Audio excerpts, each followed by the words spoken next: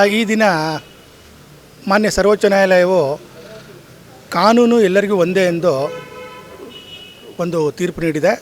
ಅದರಲ್ಲಿ ದರ್ಶನ್ ಅವರಾಗಲಿ ಹಾಗೂ ಪ್ರಜ್ವಲ್ ರೇವಣ್ಣವರಾಗಲಿ ಹಾಗೂ ಮಾನ್ಯ ಸಚಿವರಾದಂಥ ವಿನಯ್ ಕುಲಕರ್ಣಿ ಅವರಿಗೆ ಎಲ್ಲರಿಗೂ ಒಂದೇ ನ್ಯಾಯ ಮಾಡಿದೆ.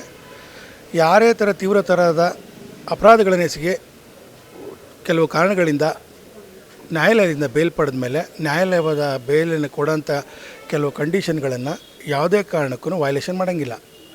ಆ ಥರ ಕಂಡು ಬಂದರೆ ಮಾನ್ಯ ಸರ್ವೋಚ್ಚ ನ್ಯಾಯ ಆಗಲಿ ಉಚ್ಚ ನ್ಯಾಯ ಆಗಲಿ ಯಾವುದೇ ಕ್ಷಣದಲ್ಲಾದರೂ ಆ ತೀರ್ಪನ್ನು ಯಾರು ಪ್ರಶ್ನಿಸಿದರೆ ಅದನ್ನು ಕ್ಯಾನ್ಸಲ್ ಮಾಡೋಂಥ ಎಲ್ಲ ಸಾಧ್ಯತೆಗಳು ಇದರಿಂದ ಕಂಡುಬರುತ್ತೆ.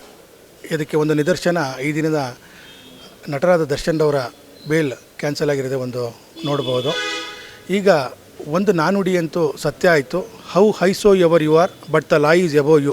ಯಾರೇ ಆಗಿರ್ಬೋದು, ಅದು ಪ್ಯೂನಿಂದ ಪ್ರೆಸಿಡೆಂಟ್ ಆಗಿರ್ಬೋದು, ಲಾಯರ್ ಆಗಿರ್ಬೋದು, ಜನಸಾಮಾನ್ಯ ಆಗಿರ್ಬೋದು, ಮಾನ್ಯ ಜಡ್ಜ್ಗಳು ಹೊರತಲ್ಲ.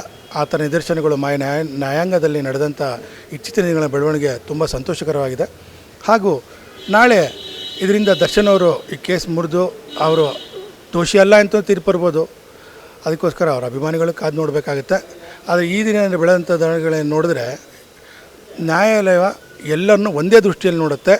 ಇದು ನ್ಯಾಯಾಂಗ ವ್ಯವಸ್ಥೆ ಒಳ್ಳೆಯ ಬೆಳವಣಿಗೆ ಅಂತ ನನ್ನ ಅಭಿಪ್ರಾಯ.